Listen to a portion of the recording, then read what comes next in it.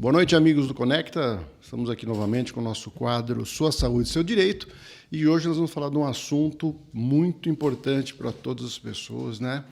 Somente aqueles portadores aí de plano de saúde, uma vez que nós estamos num período aí de economia muito turbulenta e a questão da saúde pesa muito no orçamento de todos, né? Então vamos falar aqui sobre reajustes de planos de saúde e trazer aos amigos do Conecta algumas noções, alguns entendimentos que podem auxiliar na hora de você observar o reajuste, né, do aumento do seu plano de saúde, fazer algumas observações e achando que tem alguma coisa que não está compatível, você pode procurar o seu direito. Okay? Antes, vamos, né, como a gente sempre faz conceitualmente, questão de quais são os tipos de plano de saúde que nós temos hoje, né? Nós temos os planos particular, ou como planos familiares também, os planos empresariais e os coletivos por adesão. Tá? Então, vamos lá. Os particulares ou os familiares são aqueles que o indivíduo, o cidadão, faz um plano de saúde para ele ou para a sua família, restrito a esse número de beneficiários.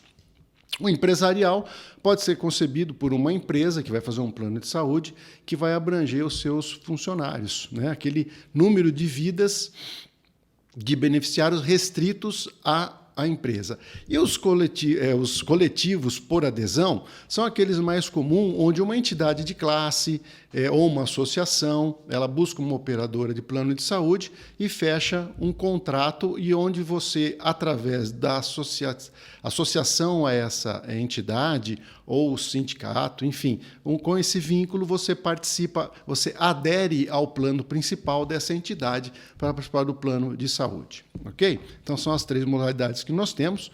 Tá? E como é que é a forma de reajuste para esses planos de saúde? Então, nós temos basicamente duas formas. Uma é por faixa etária, que abrange a todos os planos. Então, à medida que o beneficiário vai avançando a idade, você tem um reajuste por idade. Né? Então, você tem o quê? Com 19, 29, 39 anos, 49 anos, até 59 anos de idade, a cada mudança de faixa, né? Então vamos simplificar aqui, a cada 10 anos, né? Existe uma extensão maior aí na lei, mas vamos imaginar que a cada 10 anos você tem um aumento por mudança de faixa.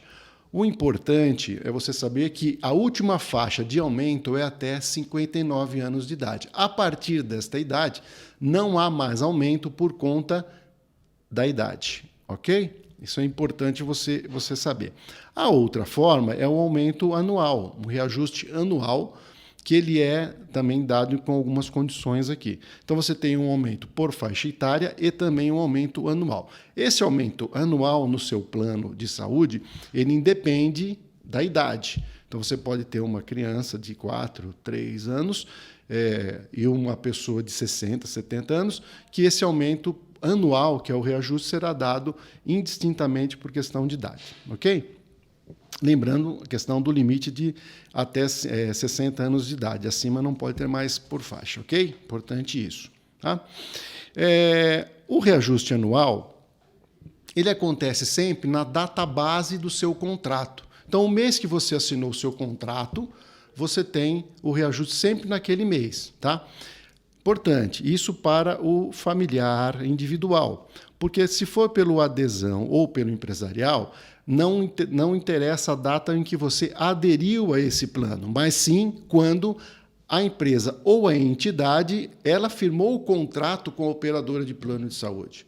Por que isso é importante? Porque se a empresa ou a associação, enfim, o contrato principal foi firmado em abril, por exemplo, e você entrou em janeiro, aderiu em janeiro, você vai ficar janeiro, fevereiro, março, e em abril você pode sofrer o reajuste. Por quê? Porque o reajuste é no plano principal, e não é da data da assinatura do plano principal e não da data da assinatura da sua adesão.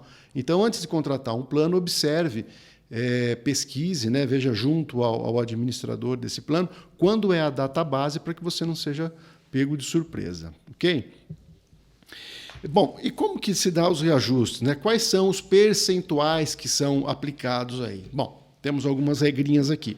Para os planos empresariais ou os planos coletivos, para um plano que tem uma quantidade de beneficiários menor que 30 vidas, é assim que nós detectamos, né, ou identificamos, né, esses planos, ele acontece por uma questão da sinistralidade. O que é a sinistralidade? É pela quantidade de uso desse grupo de pessoas nesse plano.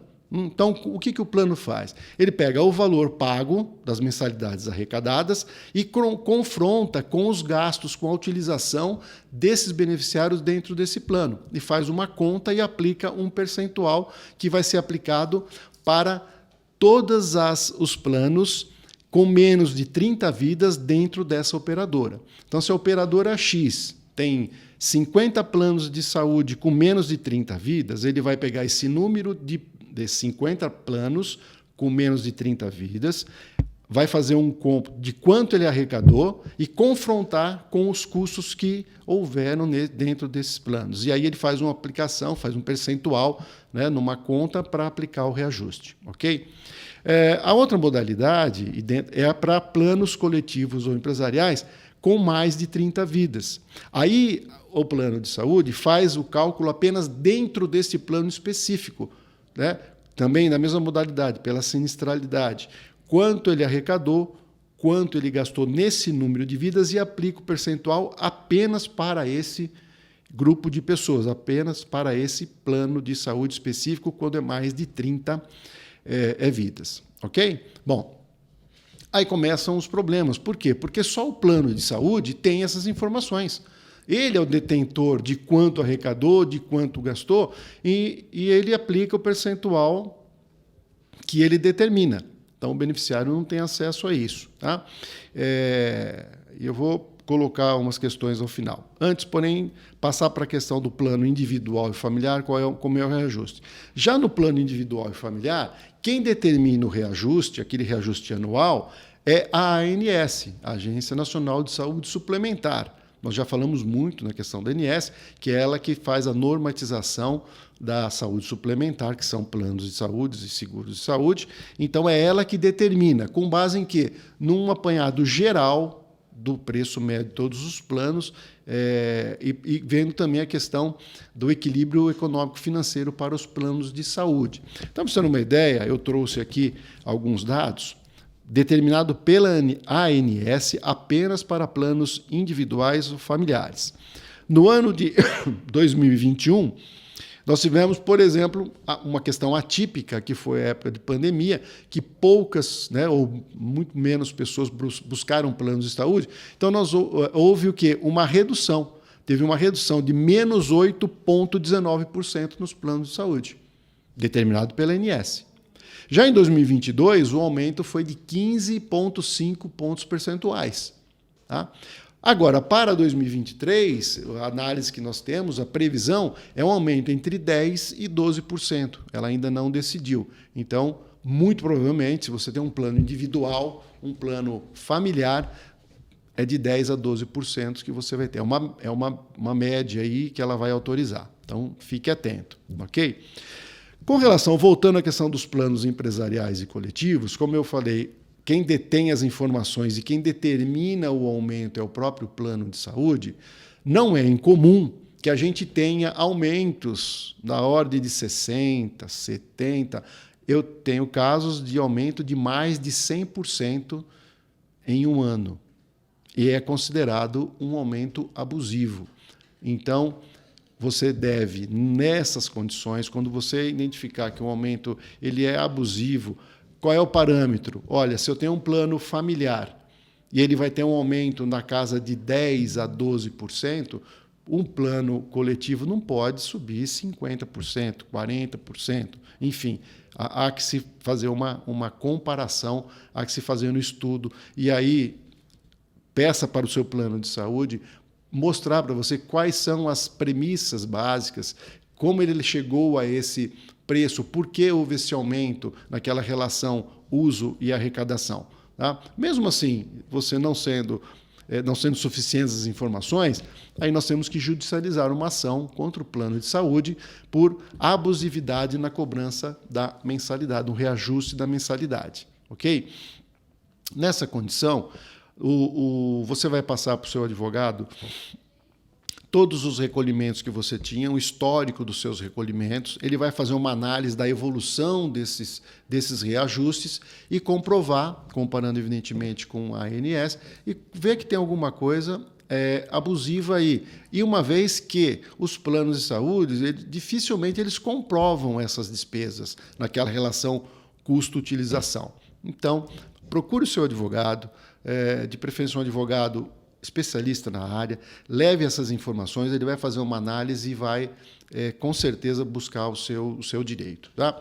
Lembrando que você pode fazer uma análise retroativa de todo o período do seu contrato. Porém, em havendo abusividade, em havendo cobranças indevidas ou cobranças de valores a maior, você tem direito apenas a reembolso dos 3 últimos anos, ok?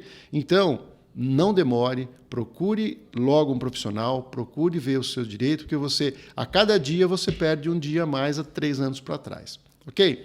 Meus amigos, espero ter ajudado vocês, fique atento, veja o seu contrato, veja a evolução da sua mentalidade e procure um advogado que vai lhe ajudar, ok?